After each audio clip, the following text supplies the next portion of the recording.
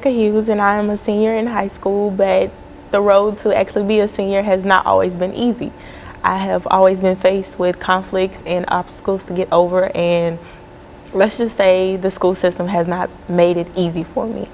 My junior year of high school, I had experienced something where I had played part in a fight, but I wasn't really at fault to be accused enough to be put out of school, but I was, and as of the zero tolerance in MMPS schools, I was kicked out for a calendar year. I appealed it and I was kicked out for 6 weeks, and I was able to return back to a troubled high school or a transition school where I received my education to become a senior now with behavior students.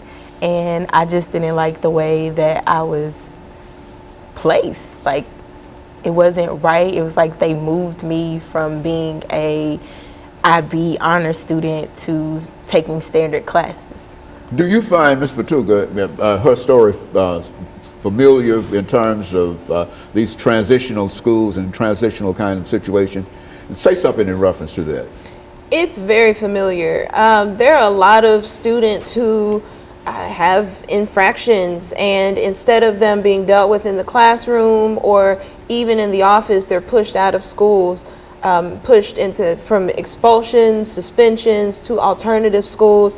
I do know that Metro Public Schools is working on their alternative school program, and I want to acknowledge the work that they are doing and the support that they've even given to Gideon's Army as we get out in the community and do the work. However, right now there is an issue, and it's a national issue. It's not just Metro Public Schools, it's not just the state of Tennessee, but nationally there's an issue with zero tolerance where our students are being pushed out for a lot of reasons that are ridiculous, and they are not consistent across race. They're not consistent across the school districts, even across schools, even as it's dealt with from teacher to teacher. What the research does say is that kids are funneled out of the classroom and into the office at an unfair rate.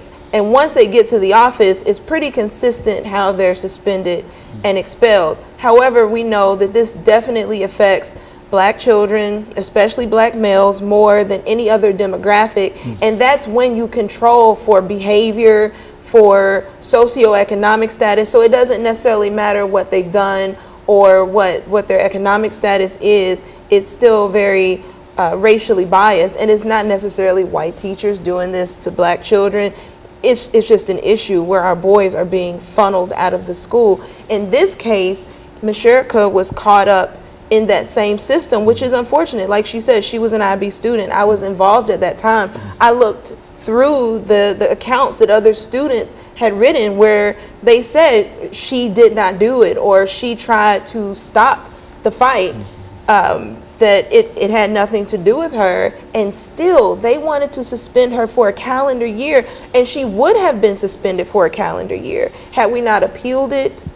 And even with the appeal, we got a 6 weeks, and I think we really should have taken it to one more level, but you know, that's parental decision. Do you find that is general, the suspension for that period of time, for a calendar year, and how detrimental from your own experiences can that be to a student?